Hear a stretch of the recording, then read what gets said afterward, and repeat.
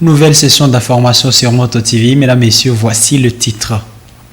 Le corps des deux policiers victimes de l'attaque des ADF contre la prison centrale des Kakwangoura à Butembo la semaine dernière ont été mis en terre ce mardi 16 août au cimetière de Kitatumba. Peu avant cela, des hommages ont été rendus à ces défunts. Pendant ce temps, le gouverneur du Nord Kivu, le lieutenant-général Constantin Makomba, poursuit sa mission à ville de Butembo, notamment avec des consultations des différentes couches de la population sur la situation sécuritaire qui prévaut dans la ville. Voilà tout pour les titres. Mesdames, Messieurs, bienvenue dans l'intégralité de cette édition. Je viens de le dire dans les titres, les deux policiers tués par les ADF lors de l'attaque de la prison centrale des Kakwangoura à Butembo ont reçu les derniers hommages ce mardi 16 août. C'était en présence de plusieurs officiers de la police et de l'armée congolaise, dont le gouverneur de la province du Nord Kivu, le lieutenant-général Constantin Makomba. Détail dans ce reportage de Monampenzi Manzekele rendu par Nelly Mwengesali. Les cérémonies d'adieu à ces policiers se sont déroulées dans la cour de la morgue de l'hôpital de Matanda. Souvenir entre les derniers hommages aux défunts, leurs membres des familles biologiques, différentes autorités militaires et des officiers de la police.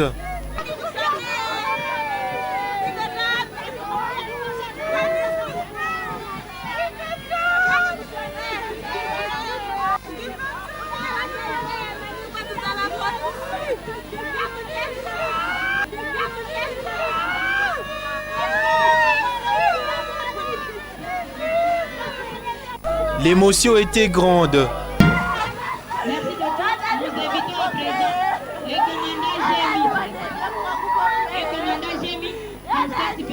Après les cérémonies d'hommage, les corps de ces policiers ont été conduits au cimetière public de Kitatumba pour inhumation. Les cortèges funèbres est passé par la rue Président de la République sous des chants d'adieu exécutés par des compagnons des rangs des illustres disparus.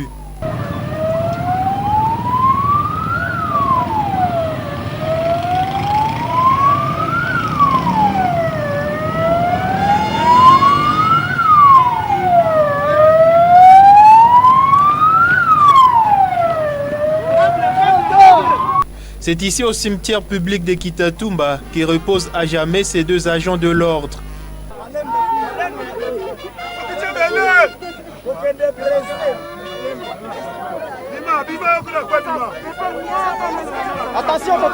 Les illustres disparus sont nommément Ebonda Steven et Iana Alain, tous deux âgés de moins de 30 ans. Ces policiers laissent chacun une veuve et des orphelins. Ils sont d'une même promotion. Leur biographie indique qu'ils ont été formés à Kitona, au Congo central.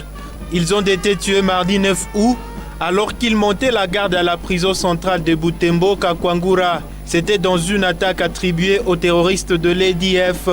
La toute première en ville de Butembo depuis plus de 8 ans, de leur activisme sanglant dans la ville et le territoire voisin de Beni. La coordination de la société civile Force Vive de Butembo était en audience avec le gouverneur du Nord Kivu qui séjourne à Butembo depuis le lundi 15 août. Leur entretien a tourné autour de la situation sécuritaire qui prévaut dans la région.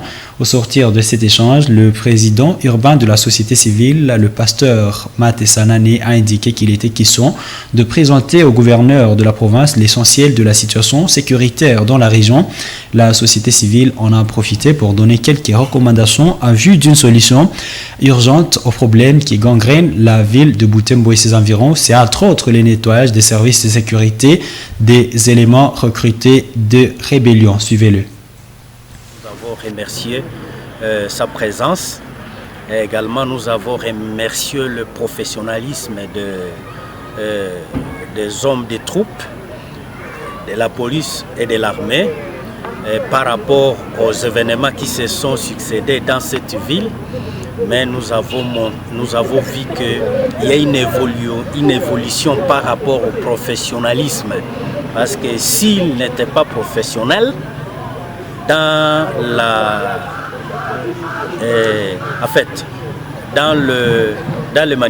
parmi les manifestants, il y aurait plusieurs dégâts.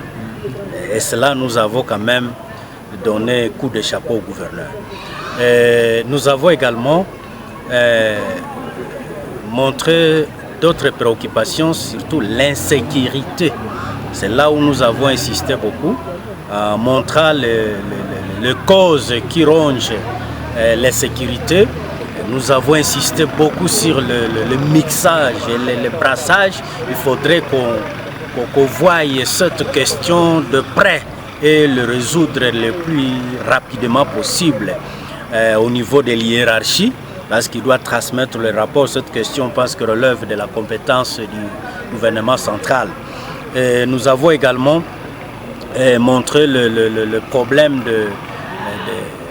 de sécurité, parce que nous avons dit que notre population se ravitaille à partir du territoire de Beni et même de la province de l'Ituri. Et maintenant qu'aujourd'hui on continue toujours à massacrer, et nous avons dit vraiment il faudrait qu'on monte les mécanismes et les stratégies pour mettre fin à ce massacre. Et nous avons également montré que maintenant que les déplacés sont pleins ici, et il faudrait qu'ils voient comment vraiment subvenir aux besoins de se déplacer, et qu'aux besoins qu'on les facilite à regagner leur milieu respectif. Et enfin, nous avons également montré que la collaboration entre le service de sécurité et la population, elle est vraiment capitale, parce qu'elle pourra aider à cimenter le mariage civilo et militaire. Et le lundi 15 août, le gouverneur du Nord Kivu s'est entretenu avec des couches de la société civile de Butembo et ses environs. Les représentants de ces structures ont parlé des récents événements violents qui ont prévalu en ville de Butembo.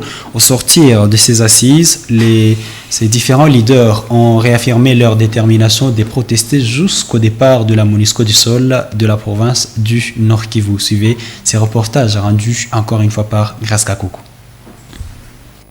Ces femmes et ces hommes sont des représentants des diverses structures constituant la société civile de Butembo. En face d'eux, le gouverneur du Nord Kivu et autres cadres du gouvernement provincial sous l'état de siège. Les deux parties ont tablé sur le comportement à adopter pour une bonne collaboration entre la population civile et l'armée congolaise en cette période de crise sécuritaire qui influence en perte la vie socio-économique de la ville de Butembo. Les leaders civils ont fustigé des propos du porte-parole des opérations Sukula 1 Grand Nord, qualifiant les habitants de Butembo de Maïmaï.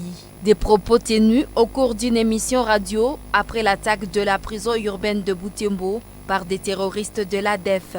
Rose Tuombeane, qui a parlé au nom de participants, affirme que toute l'assistance a insisté sur le relèvement du capitaine Anthony Malouchaï au secteur opérationnel Sukula 1 Grand Nord. Nous avons plaidé auprès de l'autorité provinciale du changement du porte-parole des opérations Sokona 1 qui est en train de vilipender à face du monde que la population victime est à la base de son propre bonheur. Le gouverneur a saisi toutes les recommandations, il a réagi pour certaines recommandations dans le cadre de sa compétence à sa qualité de gouverneur. Nous avons senti qu'il s'est réservé, et avec raison bien sûr, parce qu'il a quelques limites dans ses compétences, mais pour la question du porte-parole, il nous a quand même promis, et d'ailleurs il nous a montré le porte-parole, la deuxième personnalité en fait pour ce qui est de la cellule d'information et de communication de l'armée, et qui selon le gouverneur devrait prendre des mesures qui s'imposent, parce que nous pensons que cela est gage de tout renouvellement du mariage civilo-militaire. L'autre question évoquée est celle de la présence de la MONUSCO, vue de mauvais œil par des habitants. Les participants ont exigé que le processus de retrait de cette force onusienne soit accéléré. Il faut dire qu'au niveau de nous, représentants des organisations, nous avons insisté sur le départ de la MONUSCO. Nous l'avons essayé quand même de nous conscientiser sur l'importance de la communauté internationale ou des Nations Unies, notre pays étant membre, Mais lui-même reconnaît aussi l'inefficacité de la MONUSCO et il partage avec nous d'ailleurs le vœu de voir la MONUSCO partir, sauf qu'on est départagé au niveau du délai. Nous, on voudrait que la MONUSCO parte immédiatement à cause de tout ce qu'il a causé comme préjudice, notamment mort d'homme et à part l'inefficacité qui est chantée par tout le monde. Et pendant que lui pense que nous pouvons donner le temps pour le gouvernement national de prendre des mesures, de raccourcir la durée et le calendrier des retraits. Le gouverneur a en son tour appelé ses leaders à remettre au bon fixe la collaboration entre les forces armées de la République démocratique du Congo FARDC, la police nationale congolaise PNC et la population civile. Selon lui, c'est la mutualisation d'efforts de ces trois parties qui permettra d'établir une bonne barrière solide à toute manœuvre de l'ennemi. En ce qui concerne les protestations, le gouvernement provincial appelle la population à la retenue.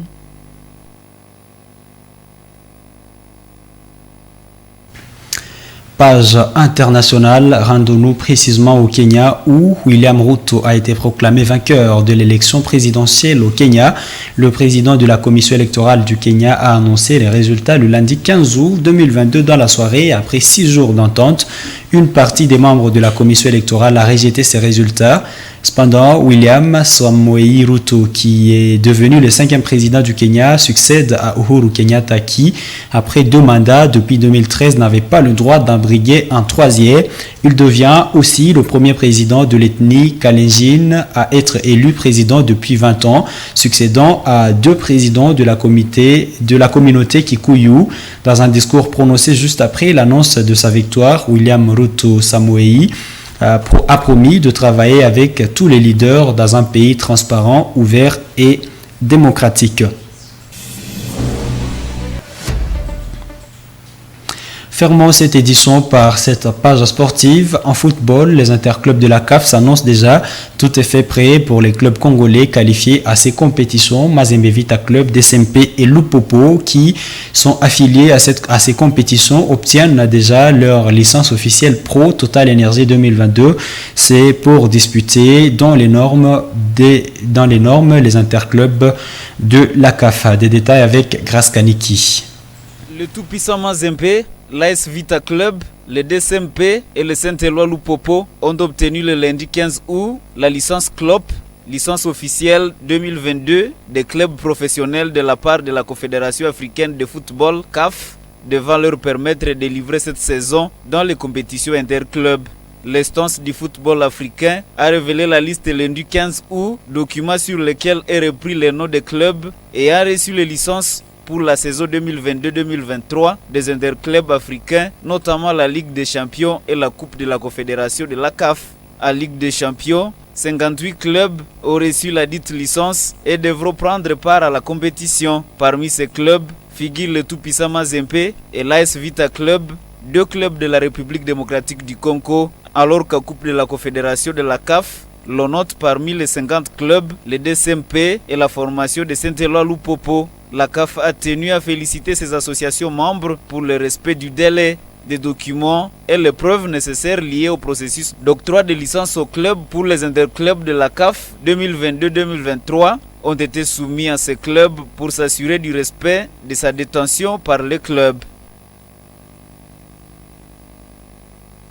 Très chers téléspectateurs de Moto TV, c'est la fin de cette édition, mais les programmes continuent sur la télévision communautaire. Ne vous déconnectez pas. Au revoir.